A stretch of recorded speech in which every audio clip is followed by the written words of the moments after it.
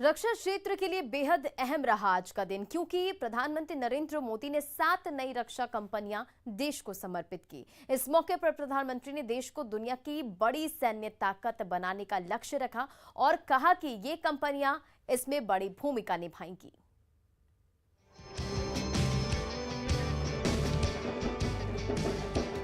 पूरा देश विजयादशमी के रंग में रंगा है और इसी दिन पीएम मोदी ने 7 नई रक्षा कंपनियों का शुभारंभ किया।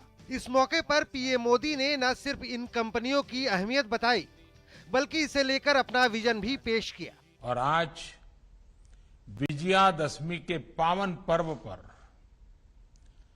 राष्ट्र को सशक्त बनाने के लिए, राष्ट्र को अजेय बनाने के लिए जो लोग दिन रात खपा रहे हैं, उनके सामर्थ्य में और अधिक आधुनिकता लाने के लिए एक नई दिशा की ओर चलने का अवसर, और वो भी विजयादशमी के पावन पर्व पर, ये अपने आप में ही शुभ संकेत लेकर के आता है। मुझे पूरा भरोसा है कि ये सभी 7 कंपनियां आने वाले समय में भारत की सैन्य ताकत का एक बहुत बड़ा आधार बनेगी। किसी भी देश की ताकत उसकी रक्षा शक्ति पर ही निर्भर करती है। रक्षा शक्ति पर जोर देते हुए पीएम मोदी ने अपने संबोधन में बताया कि इसमें परिवर्तन लाने में नई कंपनियां अहम भूमिका निभाएंगी।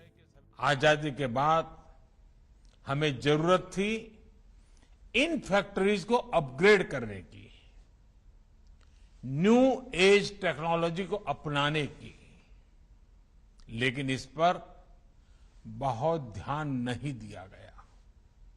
समय के साथ भारत अपनी सामरिक जरूरतों के लिए विदेशों पर निर्भर होता गया।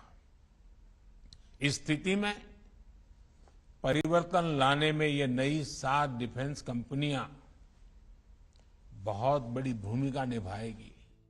भारत रक्षा क्षेत्र में काफी हद तक विदेशों पर निर्भर है। इस क्षेत्र में आत्मनिर्भरता से ही देश को शक्ति मिलेगी। ऐसे में यहाँ पीएम मोदी ने नई कंपनियों को भारत को बड़ी सैन्य ताकत बनाने का लक्ष्य भी दिया।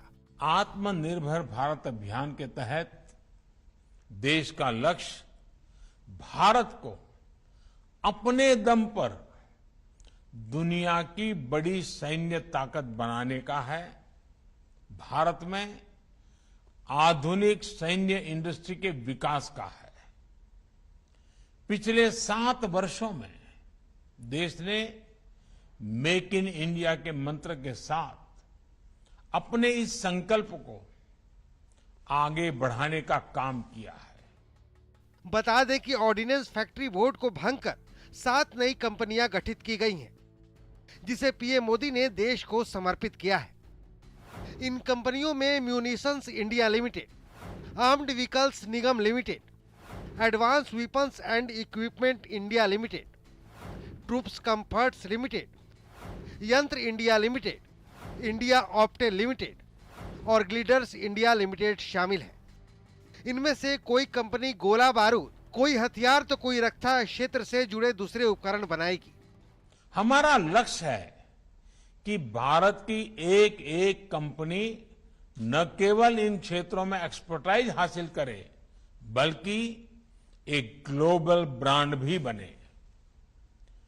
कॉम्पिटिटिव कॉस्ट हमारी ताकत है, क्वालिटी और रिलायबिलिटी हमारी पहचान होनी चाहिए। यहाँ पीएम मोदी ने कंपनियों को रिसर्च और इनोवेशन जारी रखने का मंत्र भी दिया।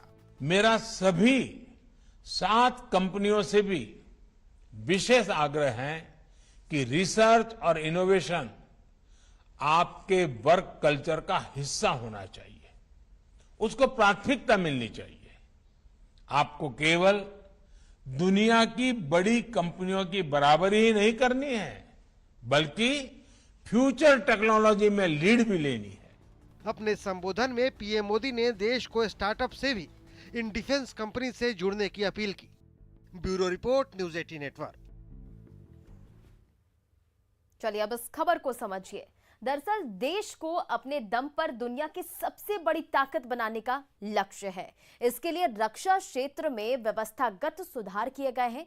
अब एकल खिलाड़ी प्रणाली की व्यवस्था की गई है ताकि किसी काम में ज्यादा वक्त ना लगे। आजादी के बाद आयुध कारखानों को अपडेट करने की जरूरत थी और नए जमाने की तकनीकों को अपनाने की भी जरूरत थी, लेकिन इस पर ज्यादा ध्यान नहीं दिया गया। लिहाजा पीएम ने रक्षा क्षेत्र में बड़ा कदम उठाया है और इस कदम से काम में गतिशीलता बढ़ेगी, साथ ही क्षमता में बढ़ोतरी के साथ इनोवेशन की शुरुआत भी होगी। चले बढ़ते अपनी अगली खबर की ओर। झारखंड की हेमंत सोरेन सरकार